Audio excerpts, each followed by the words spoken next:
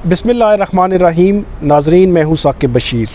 अभी मैं इस्लाम आबाद हाई कोर्ट में मौजूद हूँ। आज सुबह इस्लाम आबाद हाई कोर्ट में इस्लाम आबाद वफाकी दरअलहुकूमत में अमन व अमान से मुतल्लिक केसेस की समाअत हुई, जिसमें जो इस्लाम आबाद कचहरी और इस्लाम आबाद की खصوصی अदालतें हैं उससे मुतल्लिक भी मामलात सामने आए। जो मुशीर दाखिला हैं शहजाद अकबर, वो भी अदालत के सामने पेश हुए। इस केस से मुतल्लिक हमारे दोस्त फ़याज़ महमूद साहब ने अपने यूट्यूब चैनल पर कुछ चीज़ें बयान की हैं, वो मैं दोबारा नहीं दोहराऊँगा। नई जो चीज़ें हैं जो मेरी नज़र में एक बड़ी डेवलपमेंट है, बड़ा इंकशाफ है, वो मैं आपके सामने रखूँगा। 5 पॉइंट्स वो हैं जो इस्लामाबाद वफाकी दारुल-हुकूमत जिसको आइडियल कहा जाता है, उससे मुतल्लिक ये कहा गया और उसकी अदालतों या जजेस को कौन से मुश्किलात दरपेश हैं। पहली दफ़ा ये इंकशाफ हुआ है। वो 5 पॉइंट्स हैं और जो रूल ऑफ लॉ है इस्लामाबाद का, उससे मुतल्लिक जो चीफ़ जस्टिस अतर मिनल्ला ने क्या रिमार्क्स दिए हैं, क्या ऑब्जर्वेशंस दी हैं और क्या चीज़ अपने रिटन ऑर्डर में लिखवाई है, 5 वो पॉइंट्स हैं। ये एक सेगमेंट होगा हमारा। दूसरा सेगमेंट होगा साबिक वज़ीर आज़म नवाज शरीफ, उनकी वापसी से मुतल्लिक जो मिर्ज़ा शहजाद अकबर हैं मुशीर दाखिला, वो और हुकूमती वज़रा समेत वफाकी काबीना और वज़ीर आज़म इमरान ख़ान गाए बगाए कहते रहे हैं कि हम उनको हर सूरत वापस लाएंगे और तमाम कानूनी ऑप्शंस जो हैं वो इस्तेमाल किए जाएंगे। उससे मुतल्लिक जो एक बात आज मिर्ज़ा शहजाद अकबर ने की, वो बयान करके मैं इसके पस मंज़र में 3 केसेस आपके सामने रखूँगा, जिससे आपको अंदाज़ा होगा कि जो साबिक वज़ीर आज़म नवाज शरीफ को वापस लाना हुकूमत के लिए कितना मुश्किल और कितना आसान है, या क्या नामुमकिन तो नहीं। तो इन 2 मौज़ूआत पे बात करने से कबल हमारा जो यूट्यूब चैनल है आप ज़रूर सब्सक्राइब करें, ताकि आने वाले दिनों में भी आपको अच्छी वीडियोस देखने को मिल सके।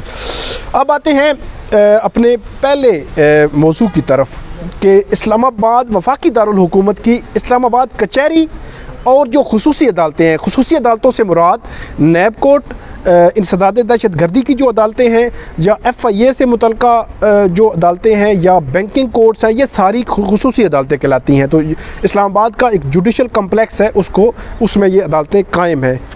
इससे मुतल्लिक जो बड़ा इंकशाफ हुआ है वो ये है कि जो खصوصی अदालतों के जजेस हैं, उनमें जो स्टाफ काम कर रहा है उस पर एडमिनिस्ट्रेटिव कंट्रोल ना हाई कोर्ट का है, ना वहाँ के जुडिशल कम्प्लेक्स के जजेस का है। उस पर डायरेक्टली जो कंट्रोल है वो है वजारत कानून का। तो इंकशाफ ये हुआ है कि जो वजारत कानून के मातहत जो स्टाफ जो आता है डायरेक्टली, वो जजेस की बात नहीं मान रहा। मिसाल के तौर पर चीफ़ जस्टिस ने ये कहा कि जो स्टाफ है, जब उनको जजेस की जानिब से कुछ कहा जाता है तो वो बात को फॉलो नहीं करते, उसको मानते नहीं हैं, बल्कि वो बाज़ औक़ात ये भी कहा जाता है कि उनका काम है या निकल जाते हैं, या उस तरह वो मतलब जिस तरह एक जज के नीचे एक स्टाफ होता है, उसको ओबे करना होता है, बात माननी होती है, उसको साथ लेकर चलना होता है, वो नहीं कर रहे। तो ये एक बड़ा इंकशाफ है। ये मैं कहीं अंदरून सिंध, अंदरून पंजाब या अब बलूचिस्तान या खैबर पख्तूनख्वा की बात नहीं कर रहा, मैं इस्लामाबाद वफाकी दारुल-हुकूमत की बात कर रहा हूँ। G10 के साथ, G10 में हाई कोर्ट में अभी हम मौजूद हैं, इसके साथ ही बिल्कुल G11 है, वहाँ DC इस्लामाबाद के ऑफिसेज़ हैं, इसके अलावा दीगर जो ऑफिसेज़ हैं वो शामिल हैं। तो ये वहाँ पे जुडिशल कम्प्लेक्स है। तो वहाँ की मैं आपको बात कर रहा हूँ कि जो स्टाफ है वो जजेस की बात नहीं मान रहा। ये एक बड़ा इंकशाफ जो है वो हमारे सामने आया है। इसके अलावा दूसरा जो इंकशाफ किया है चीफ़ जस्टिस ने कि जो जजेस हैं, बाज़ जजेस स्पेशल कोर्ट्स के, उनको आर्डर भी ख़ुद जो है वो लिखना पड़ता है। तो ये भी एक बड़ा इंकशाफ है, क्योंकि उमूमी तौर पर जो जजेस होते हैं उनके साथ स्टाफ होता है, वो आर्डर डिक्टेट करवाते हैं, वो शॉर्ट हैंड में उसको लिखते हैं, उसमें टाइम की बचत भी होती है, बहुत सारी चीज़ें होती हैं। तो ये दूसरा इंकशाफ जो है वो किया गया है कि स्टाफ जो है वो कोऑपरेट नहीं कर रहा। اس کے علاوہ عدالت کی جانب سے یہ کہا گیا ہے کہ جو ججز ہیں ان کو ایگزیکٹو کی جانب سے تعاون چاہیے. ان کو اگر ایگزیکٹو تعاون کرے گا تو ججز دن رات کام کے لیے تیار ہیں. میں آپ کو تھوڑا سا پس منظر بتا دوں کہ نیب کورٹ میں جو سابق وزرائے اعظم ہیں, سابق وزیر اعظم نواز شریف, سابق وزیر اعظم یوسف رضا گیلانی, راجہ پرویز اشرف, صدر آصف علی زرداری, اس کے علاوہ جو شوکت عزیز ہیں, ان تمام کے کیسز وہاں پہ زیر التوا ہیں. اور اسلام ملک بھر کی نیب کورٹس میں کیسز کا التوا ختم کرنے کا ایک آرڈر بھی سپریم کورٹ نے دے رکھا ہے, اور وہاں پہ ججز کی ایکسٹرا تعیناتی کا آرڈر بھی سپریم کورٹ نے دیا تھا. لیکن چیف جسٹس نے مرزا شہزاد اکبر کو یہ آفر دی ہے کہ آپ ان ججز کے ساتھ تعاون کریں, ان کی جو مشکلات ہیں ان کو ختم کریں, ان کے تمام سہولیات دیں. تو یہی ججز تمام جو ہے کام نمٹانے کے لیے بالکل تیار بیٹھے ہیں. اس کے علاوہ جو پانچواں پوائنٹ ہے اس میں وہ یہ ہے کہ جو اسٹاف ہے وہ ہائی کورٹ اور نیب کورٹ کے اس میں ڈائریکٹ ایڈمنسٹریٹو کنٹرول میں نہیں ہے. تو اس میں چیف جسٹس نے مرزا شہزاد اکبر کو یہ ہدایت کی ہے کہ وہ یہ معاملہ وزیر اعظم کے سامنے رکھیں کہ یہ جو اختیارات کا استعمال ہے یا اس کا جو تقسیم ہے اس میں اس کو مد نظر رکھتے ہوئے, اور جو یہ معاملات ہیں کورٹس کے چلانے کے لیے یہ ضروری ہے کہ جو ایڈمنسٹریٹو کنٹرول ہے اسٹاف اسپیشل کورٹس کا اس پر بھی ہائی کورٹ یا نیب کورٹ کے جہاں جو نیب کورٹ یا جو فیڈرل جوڈیشل کمپلیکس میں جو ججز بیٹھے ہیں ان کا کنٹرول ہونا چاہیے تاکہ وہ تمام جو کام ہے وہ ان سے باقاعدہ طور پہ لے سکیں. اس کے علاوہ عدالت کی جانب سے یہ کہا گیا کہ جو میں نے گزشتہ دنوں ایک جو سول جج ہیں ان کا انٹرویو کیا تھا جس میں زلزلہ زدہ عمارت میں عدالتیں قائم ہونے کا انکشاف ہوا تھا, جس میں باقاعدہ طور پر یہ کہا گیا تھا کہ ایک ماڈل کورٹ 5 کورٹس اور تقریباً 150 سے 200 سائلین روزانہ آتے ہیں وہاں پہ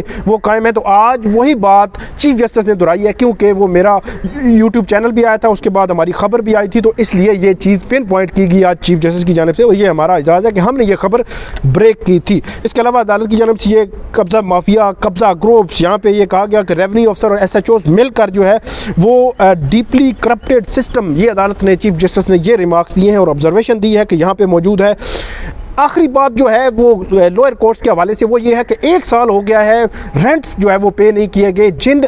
جن بلڈنگز میں, کمرشل بلڈنگز میں, F8 کچہری میں عدالتیں قائم ہیں, ان کی جانب سے پہلے بھی یہ چیزیں آتی رہی ہیں. آج یہ انکشاف ہوا ہے کہ 1 سال ہو گیا ان کے رینٹس پے نہیں کیے, وہ رینٹ ڈیفالٹر ہو چکی ہیں, کہ ان کے جو ہیں ان کے جو مالکان ہیں وہ عدالتوں میں اس کے رینٹ لینے کے لیے, ایگزیکیوشن کے لیے وہی عدالتیں اس کو سنی جا رہی ہیں. مطلب یہ ایک عجیب قسم کی کہانی ہے جو ہمارے سامنے آئی ہے. اب آتے ہیں جو سابق وزیر اعظم نواز شریف کے وہ طیارہ کے حوالے سے بات ہوئی, وہ فیاض محمود صاحب نے آپ کے سامنے رکھ دی, لیکن اس کا پس منظر میں آپ کو بتا دیتا ہوں کہ شہزاد اکبر صاحب کہتے ہیں کہ ہم نے جو ریکویسٹ بھیجی ہوئی ہے ابھی تک اس کا کوئی جواب نہیں آیا. دوسرے لفظوں میں ہم یہ کہہ سکتے ہیں کہ سابق وزیر اعظم نواز شریف کی واپسی سے متعلق ابھی پیش رفت 0 ہے. لیکن میں نے ایک ویڈیو کی تھی تقریباً 2 ماہ پہلے کہ اسلام آباد ہائی کورٹ نے ایک لیٹر بھیجا تھا وزارت خارجہ, پھر پاکستانی ہائی کمیشن کے ذریعے جو برطانوی وزارت خارجہ ہے اس کو, جس نے کاؤنٹی کورٹ کے ذریعے نواز شریف صاحب کے جو ایون فیلڈ جو اپارٹمنٹس ہیں اس پہ انہوں نے اس کی تعمیل کروانی تھی. تو برطانیہ نے وہ تعمیل کرانے سے انکار کر دیا تھا کہ وہ مطلب وہ پاکستانی کورٹس کا انہوں نے یہ لحاظ رکھا یا پاکستانی گورنمنٹ کا. تو اس وقت میں نے کہا تھا کہ اگر ایک جو ملک ہے پاکستان کی, پاکستانی جو عدالتیں ہیں, پاکستانی گورنمنٹ ہے, اس کی اتنی بات نہیں مان رہا کہ ایک لیٹر جو ہے ڈیلیور کرانا ہے وہ ڈیلیور نہیں کرا رہا کاؤنٹی کورٹ کے ذریعے, تو کیسے وہ ملک جو سابق وزیر اعظم نواز شریف کو واپس بھیجنے پر رضامند ہو گئے. 2 کیسز ہائی کورٹ میں چل رہے ہیں. 2005 کا ایک مرڈر کیس ہے جہاں پہ برطانیہ کو یہاں سے بندہ چاہیے, وہ برطانیہ مانگ رہا ہے. ایک اور کیس ہے اسلام آباد ہائی کورٹ میں جس میں وہ بندہ یہاں سے مانگ رہے ہیں. ایک دفعہ جسٹس محسن اختر کیانی کی عدالت میں ایک سماعت ہوئی تھی, وہاں پہ بھی ایک جو وکیل ہیں انہوں نے پن پوائنٹ کیا تھا کہ برطانیہ جو ہے وہ بار لوگ یہاں سے مانگتا ہے اور لے بھی جاتا ہے, لیکن برطانیہ پاکستان کے ساتھ کبھی تعاون نہیں کرتا. یہ تفصیلات ہیں, حکومت میں کامیاب ہوتی ہے یا نہیں ہوتی یہ آنے والے دن بتائیں گے. 2 خبریں میں نے آپ کے ساتھ شیئر کی. آئندہ بھی ہماری خبریں, یہ ویڈیوز دیکھنے کے لیے ہمارا یوٹیوب چینل ضرور سبسکرائب کریں. بہت شکریہ.